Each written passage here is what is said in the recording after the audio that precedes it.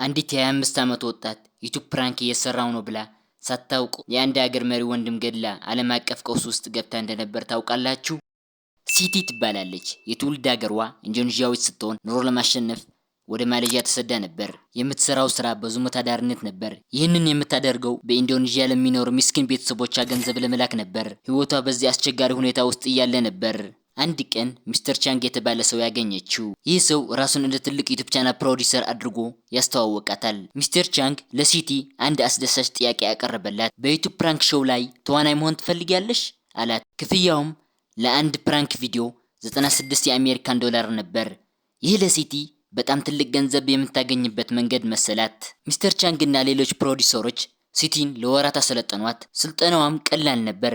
በየገበያ ማዕከሉ እና በአደባባይ እየሄዱ ሰዎችን በድንገት ማስደንገጥ። ለምሳሌ በጀርባ መጥተው የሰዎችን አይን መሸፈን፣ እጃቸው ላይ የህፃን ቅባት ተቀብተው አይን መሸፈን።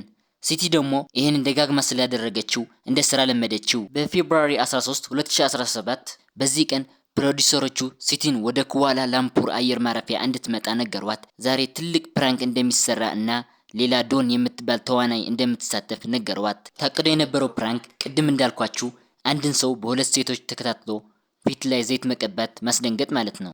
ሚስተር ቻንግ የሲቲ እጅ ላይ ፈሳሽ ቀባላት። ይህ አዲስ አይነት የዘይት አይነት ቅባት ነው አላት። ከዚያም አንድ ወፍራም ሰው አመለከታት። ሲቲ በፍጥነት ሄዳ ሰውየውን ከጀርባ አቅፋው ፊቱ በፈሳሹ አሸችው። ልክ እሷ እንደጨረሰች ዶን የተባለችው ሴትም መጥታ በድጋሜ ሰውየው ፊት ላይ ፈሳሹ ቀባችው። ሁለቱም ሴቶች ፕራንክ አደረግነው ብለው እየሳቁ ወደ መታጠቢያ ቤት ሄደው እጃቸው ታጠቡ። ነገር ግን ይህ የተጠቃው ሰው ማን ነበር? ስሙ ኪም ጆንግ ናም ይባላል። እሱም የሰሜን ኮሪያው አምባገነን መሪ ኪም ጆንግ ኡን ታላቅ ወንድሙ ነበር። ጆንግ ናም በአንድ ወቅት የአባቱ ስልጣን ለመውረስ የመጀመሪያ ሰው ነበር። ነገር ግን በ2001 ዓ.ም በሐሰተኛ ፓስፖርት ወደ ጃፓን ዲዝኒላንድ ለመግባት ሲሞክር ተያዘ። ያ ድርጊት አባቱን በጣም ስላሳፈረው ከስልጣን ወራሽነት ተባረረ። ከዛ ጊዜም በኋላ በቻይና እና በዋካው በስደት መኖር ጀመረ። ወንድሙ ኪም ጆንግ ኡን ስልጣን ከያዘ በኋላ ግን ወንድሜ ስልጣኔን ይነጥቀኛል በሚል ፍርሃት እሱን ለማስገደል ለአመታት ሲያስር ነበር። ሲቲ እና ዶን ፊቱ ላይ የቀቡት ነገር ዘይት አልነበረም። የሰሜን ኮሪያ ሰላዮች ሴቶችን ያታለሏቸው እጅግ በተራቀቀ ዘዴ ነበር። ሲቲ እጅ ላይ የተደረገው ኬሚካል ኤ ሲሆን ዶን እጅ ላይ ደግሞ ኬሚካል ቢ ነበር። እነዚህ ሁለት ኬሚካሎች ለየብቻቸው ጉዳት የላቸውም። ነገር ግን የሰውየው ፊት ሲቀላቀሉ ቪኤክስ የተባለ በዓለም ላይ እጅግ ገዳይ የሆነ የነርቭ መርዝ ይፈጥራሉ። ይህ መርዝ አንድን ሰው በደቂቃዎች ውስጥ የመግደል አቅም አለው። ኪም ጆንግ ናም ፊቱን ከተቀባ በኋላ ወዲያውኑ ታመመ። ወደ አየር ማረፊያ ክሊኒክ ሄደ። ነገር ግን ሁኔታው እየተባባሰ ወደ ሆስፒታል ሲወስዱት በመንገድ ላይ ህይወቱ አለፈ። ከግድያው በኋላ ፕሮዲውሰሮቹ የሰሜን ኮሪያ ሰላዮች ወዲያውኑ ከአገር ፈረጠጡ። ሲቲ እና ዶን ግን በነጋታው ተያዙ።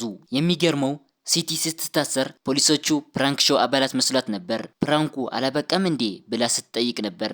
ማሌዥያ ውስጥ በግድያ ከተፈረደባችሁ ቅጣቱ በስቅላት መገደል ነበር። ሲቲ እና ዶን ለ2 ዓመታት ያህል እስር ቤት ቆይተዋል።